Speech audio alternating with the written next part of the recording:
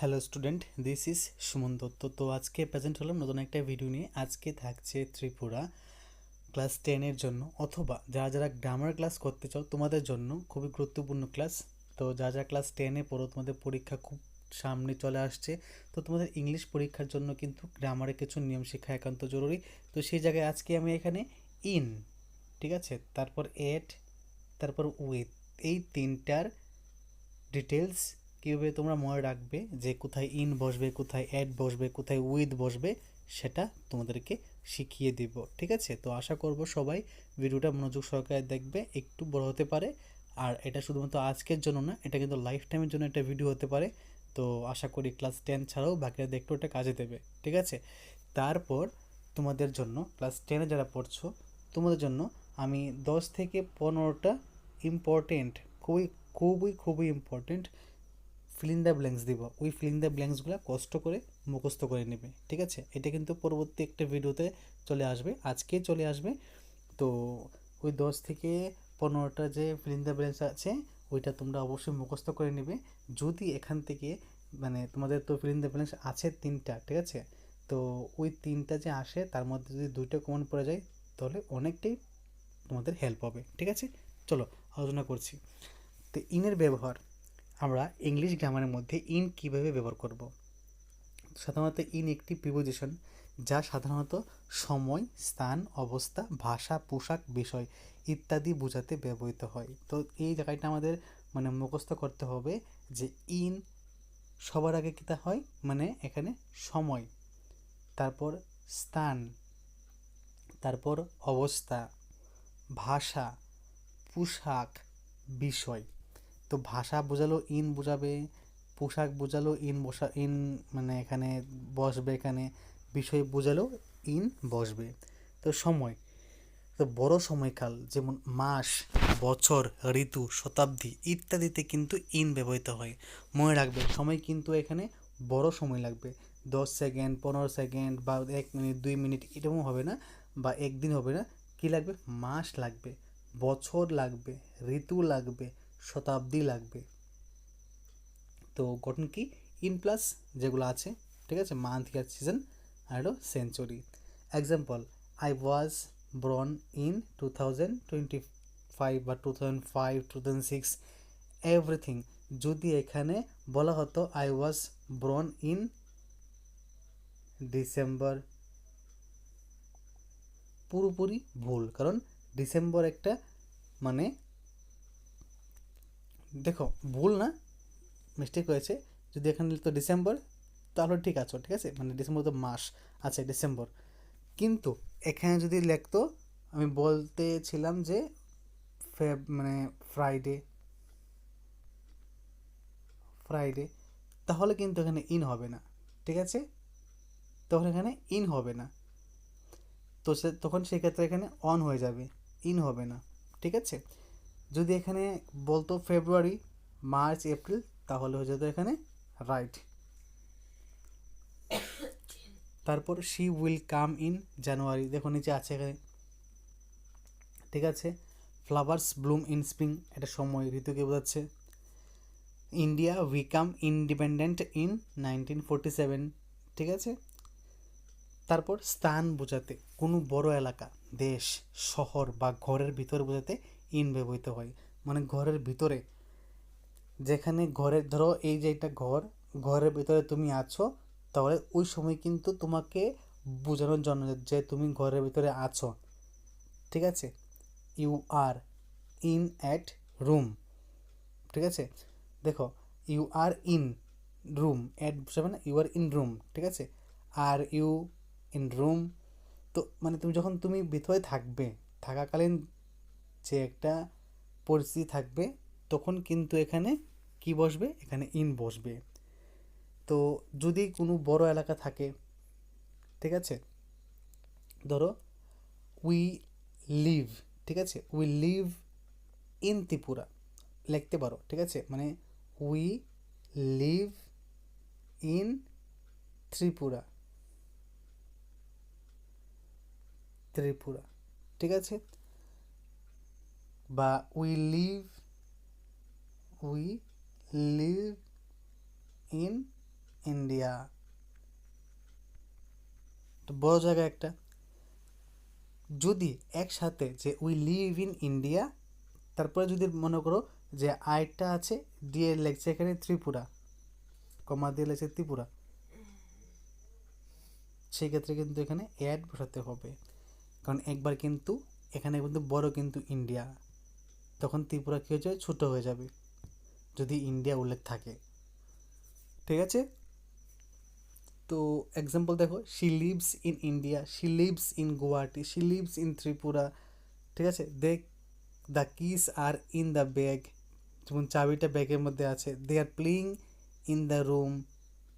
ঠিক আছে, তো ভবিষ্যৎ সময়, after a period of time, in time period, I will finish the work in 2 hours, মানে আমি 2 ঘন্টার মধ্যে আমি আমার যে কাজগুলো আছে সেগুলো শেষ করব। She will return in a week, সে 1 সপ্তাহের মধ্যে ফিরে আসবে। ওকে, তারপর ভাষা বোঝাতে, শি স্পিক্স ইন ইংলিশ,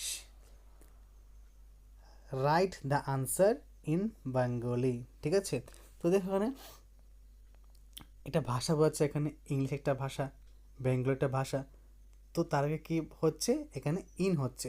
ওকে, পোশাক বা রং বোঝাতে, the girl in red dress is my sister, he is dressed in white, মানে এখানে বোঝানো হয়েছে যে মেয়েটা লাল ড্রেস পরে রয়েছে সেটা আমার বোন, আর তার ড্রেসটা কীরকম, হোয়াইট কালারের। ঠিক আছে, সে যে ড্রেসটা পরেছে সেটা হোয়াইট কালারের।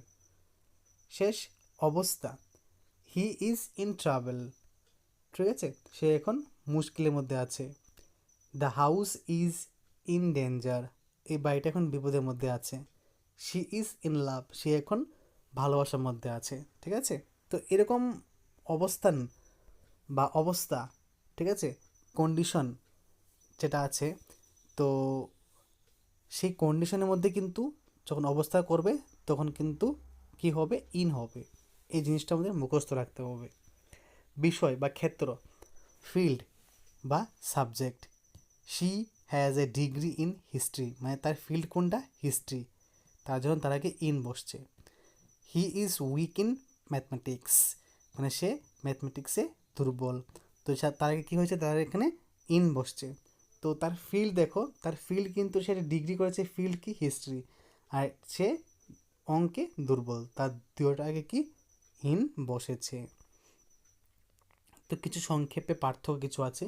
ইন আমরা তখনই নিব যখন বড় সময় বা বড় স্থান হবে, যেমন ইন 2024, 25, 26 ইন ইন্ডিয়া, ঠিক আছে, ইন জাপান, ইন আমেরিকা, এরকম।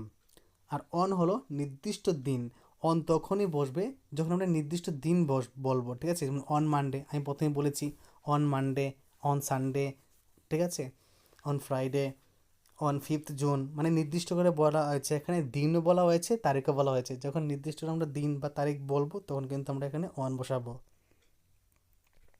আর এট তখনই হবে যখন নির্দিষ্ট সময় বলবে আর ছোটো স্থান বোঝাবে, বেসিক। তো যেমন 5 PM, তুমি কখন আসবে, ওয়েন ডু ইউ,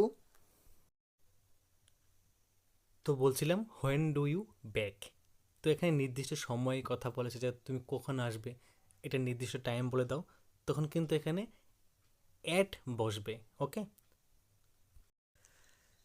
এখন আমরা পড়ব উইথের ব্যবহার। ঠিক আছে, তো উইথ একটি প্রিপোজিশন যার অর্থ বিভিন্ন অর্থ আছে, যার ব্যবহারও আছে বিভিন্ন, তো কীভাবে চিনবে যে বা কীভাবে বুঝবে যে এখানে উইথ বসবে, যদি কারুর সাথে বা সঙ্গে বোঝায়, ঠিক আছে, উইথ ইউ, তখন বসবে। I am going with my friend, মানে সঙ্গে বোঝালে কি বসবে, এখানে উইথ বসবে। আমি আমার বন্ধুর সঙ্গে যাচ্ছি, ঠিক আছে, এটা Bangla. She lives with her parents, সে তার বাবা মায়ের সঙ্গে থাকে। কোনো জিনিস ব্যবহার করে, মানে প্রথমেটা কি, প্রথমেটা উইথ মানে সঙ্গে থাকলে, তারপর কি, যখন আমরা এখানে কোনোটা জিনিস আমরা ব্যবহার করব, কোনোটা জিনিস ব্যবহারের কথা বলবো, তখন কিন্তু এখানে কি হবে, এখানে উইথ হবে। এখন ধর কীভাবে, ধরো আমি সবজি কাটছি কী দিয়ে, ছুরি দিয়ে, আমি সবজি কাটছি ছুরি দিয়ে, এরকম কথাবার্তা হলে দেখুন লেখা আছে এখানে he cut the apple with a knife, he cut the vegetable with a knife, তখন এখানে উইথ আসবে, ঠিক আছে, উইথ আসবে। সে ছুরি দিয়ে আপেল কাটছে। She writes with a pen, সে কলম দিয়ে লিখছে। যখন কোনো গুণ বা বৈশিষ্ট্য বোঝায়, যখন কোনো গুণ বা বৈশিষ্ট্য বোঝায় তখন কিন্তু এখানে আবার উইথ বসে। এখন বলবে যে গুণ বা বৈশিষ্ট্যের মধ্যে কী আছে, দেখো এখন গুণ হলো যে সে মেয়েটা দেখতে খুব সুন্দর, বা সেই মেয়েটার চুলটা খুব লম্বা, ঠিক আছে, যেমন a girl with long hair, লম্বা চুলওয়ালা মেয়ে, ঠিক আছে। A house with a garden, মানে বাগান সহ একটা বাড়ি। তো এটা কি একটা এখানে একটা গুণ বোঝাচ্ছে, ঠিক আছে। তারপর এখানে কি কারণ বোঝাতে, যখন তুমি এখানে বিকজ অফ মানে কোনো কারণ বোঝাবে তখন সেখানে অর্থ থাকবে কি কারণটা, সেই কারণ বোঝাতে কিন্তু উইথ ব্যবহৃত হয়। শি ওয়াজ উইথ ফিয়ার, মানে সে ভয়ের জন্য কাঁপছিল, শেকিং উইথ ফিয়ার, ঠিক আছে। হি ওয়াজ অ্যাংরি উইথ মি, মানে সে আমার উপর রেগে আছিল, মানে কোনো কারণে রেগে ছিল, অ্যাংরি উইথ মি, তো সেই কারণে এখানে কারণ বোঝালেও কিন্তু উইথ বসবে, ঠিক আছে। তারপর যখন আমরা এখানে লিখতে পারবো যে একসাথে যদি কিছু ঘটে, যখন একসাথে কিছু ঘটে তখন কিন্তু আমরা উইথ বসাতে পারবো, ঠিক আছে। এক্সাম্পল দেখো, সাথে সাথে, হি বা she came in with the smile, ঠিক আছে, সে হাসি নিয়ে ঢুকলো। মানে এখানে মানে এমন কিছু ঘটনা বলতে এখানে মানে যখন একসাথে মানে ঘটে আর কি, মানে কি বলবো তোমাদেরকে, যে দেখো যখন একসাথে কিছু একটা মানে ঘটনা ঘটে, ধরো তুমি এই রাস্তাতে গেলে তোমার ছোট বোন তোমার পিছু পিছিয়ে একসাথে গেল, তো সে কিন্তু সাথে সাথে বাড়ি গেল বা সঙ্গে সঙ্গে তোমার সাথে গেল, তখন কিন্তু এখানে উইথ বসবে। ধরো তুমি এটা খেলে, তুমি কিচ্ছুটা খেলে, ধরো তুমি খেলে চকলেট, তো তোমার বোন তোমাকে বললো যে আমাকে একটা চকলেট দাও, তো সঙ্গে সঙ্গে সে যেটা রিয়েক্ট করলো যে আমাকে একটা চকলেট দাও, তো সেটাও ওই ক্ষেত্রে কিন্তু একটা উইথ বসবে। কীভাবে দেখো, যে she came in with a smile, সে হাসি মাখা মুখ নিয়ে ঢুকলো, ঠিক আছে। তারপর আইটা দেখো, পূর্ণ বা ভর্তি বোঝাতে, কি পূর্ণ বা ভর্তি বোঝাতে মানে full, the glass is filled with water. সময় বা পরিস্থিতির সাথে সম্পর্ক বোঝাতে, যখন তুমি সময় বা পরিস্থিতির সঙ্গে তোমার সম্পর্ক বোঝাবে তখন কিন্তু এখানে কি হবে, একটা উইথ বসবে। With the passage of time things change, সময়ের সাথে জিনিস বদলে যায়, ঠিক আছে। With all his money he is not happy, এত টাকা থাকা সত্ত্বেও সে সুখী নয়। তো এটা প্র্যাকটিস দেখো, she cut the paper with scissor, I went to school with my brother, the boy with blue shirt is my cousin, যে বয়টা ব্লু শার্টের মধ্যে আছে সে কিন্তু আমার কাজিন, ওকে। এখন আমরা আলোচনা করব কি অ্যাটের ব্যবহার সমূহ।